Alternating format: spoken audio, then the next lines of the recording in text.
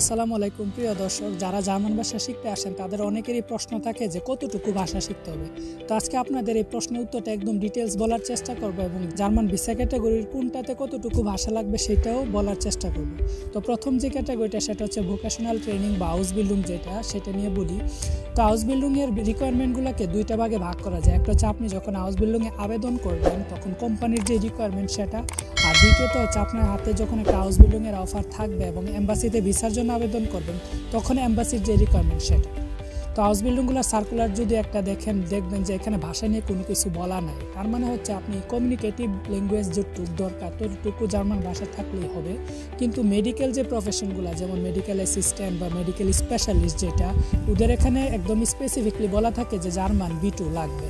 তো শুধুমাত্র ওই প্রফেশন ছাড়া বাকি প্রফেশনে আপনি ফ্লুয়েন্ট জার্মান ভাষা বলতে পারলেই হলো। তো এখানে আমাদের রিকমেন্ডেশন হচ্ছে আপনি যখন একটা ভাষা ফ্লুয়েন্টলি বলবেন তাহলে অবশ্যই আপনাকে অ্যাটলিস্ট B1 লেভেল পর্যন্ত পৌঁছাতে হবে, আর নয়তো একটা ভাষা ফ্লুয়েন্টলি বলা যায় না।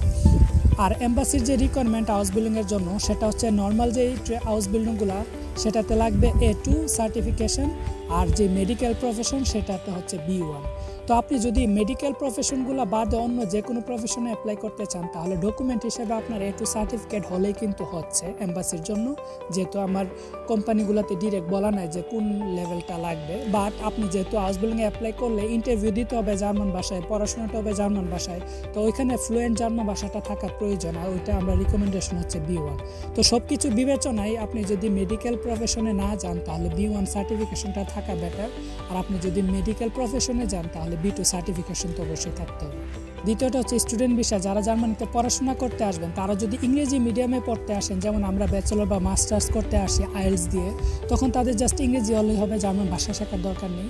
আর যারা জার্মান ভাষায় পড়াশোনা করতে আসবেন তাদের জন্য জার্মান B2 বা অনেক সময় অনেকগুলো কোর্সে C1 লেভেল পর্যন্ত হচ্ছে। 3 নম্বর হচ্ছে এমপ্লয়মেন্ট ভিসা। যারা ডিরেক্ট বাংলাদেশ থেকে জব পেয়ে আসবেন স্কিলড ওয়ার্কার হিসেবে, তারা তো অলরেডি জব পেয়েই গেছে, তবে জার্মানিতে চলতে গেলে এবং জার্মানিতে সেটেলমেন্টের জন্য আপনাকে জার্মান ভাষাটা জানা খুবই গুরুত্বপূর্ণ।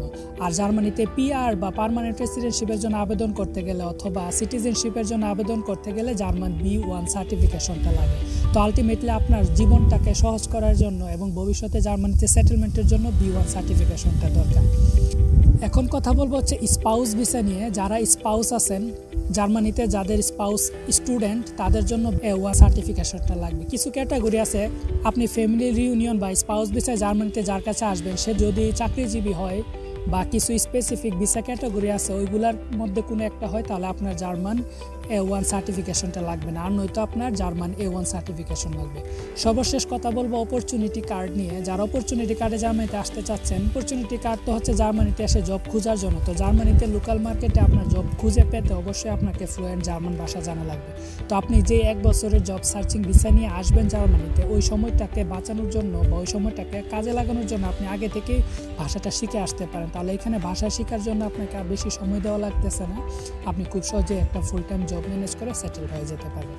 তো জার্মানিতে আলটিমেটলি B1 সার্টিফিকেশন থাকাটা বা B1 লেভেলের জার্মান প্রফিসিয়েন্সি থাকাটাই রিকমেন্ডেড, তাহলে আপনার সব দিক দিয়ে সব ধরনের রিকোয়ারমেন্ট আপনার ফুলফিল করতে সুবিধা হয়।